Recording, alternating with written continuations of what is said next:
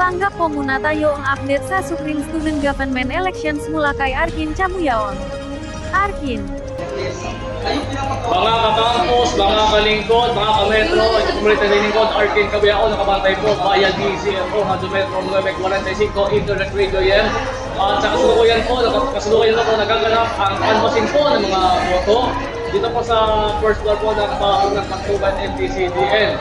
Samantala, habang nagpapatuloy po ang canvassing, marami pa rin po sa ating mga opisyal naghihintay po kung sila po ay panalo na o talo pa rin. Hindi kaya abstain.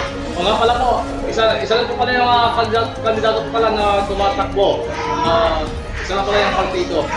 Sa ngayon po, ang kasalukuyan pa rin pong partido ay ang Catalyst Party List na kasalukuyan uncontested. At sabi po ng ilan, sabi po ng ilan po sa mga namamahala po ng SSG,